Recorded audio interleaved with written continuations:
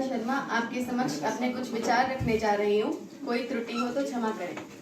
सबसे पहले तो मैं इस कार्यक्रम के आयोजनकर्ताओं का धन्यवाद करना चाहूँगी कि उन्होंने इस कार्यक्रम को आयोजित कर मुझे यहाँ बोलने का अवसर प्रदान किया है।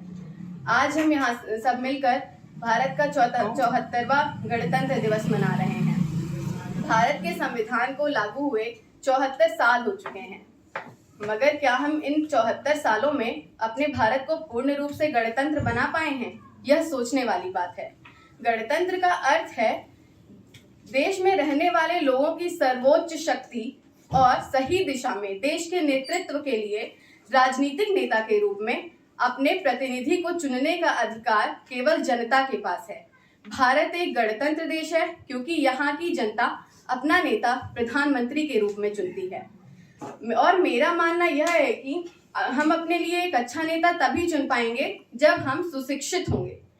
हमारे देश को एक विकासशील देश से विकसित देश बनाने में हमारे नेताओं का बहुत बड़ा योगदान है और उन नेताओं को चुनने में हमारा, तो कुल मिलाकर हम यह कह सकते हैं कि हमारे देश को विकासशील देश से विकसित देश बनाने की यात्रा में हम युवाओं का ही अहम भूमिका है, हम युवाओं की ही अहम भूमिका है।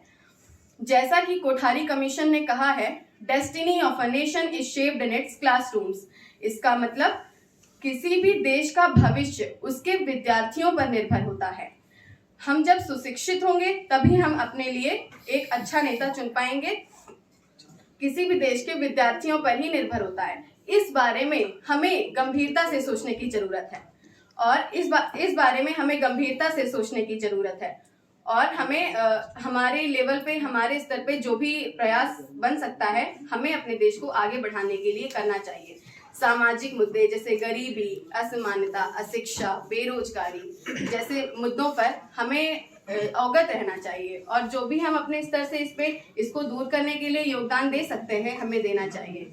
जैसा कि डॉक्टर अब्दुल कलाम ने कहा है कि अगर एक देश भ्रष्टाचार मुक्त होता है तो सुंदर मस्तिष्क का एक राष्ट्र बनता है। सुंदर मस्तिष्क, और यह सुंदर मस्तिष्क हम इस मिले हुए सुअवसर से शिक्षा ग्रहण करके बना सकते हैं और अपने भारत को एक भ्रष्टाचार मुक्त गौरवशाली भारत बना सकते हैं। अंत में मैं यही कहना चाहूंगी कि जिस प्रकार हम इस राष्ट्रीय पर्व को आत्मसात किए हुए हैं, उसी प्रकार अगर हम अपने जीवन के सदाचारों को, सुशिक्षा को, अच्छे आचरण को तथा कड़ी मेहनत को आत्मसात कर लें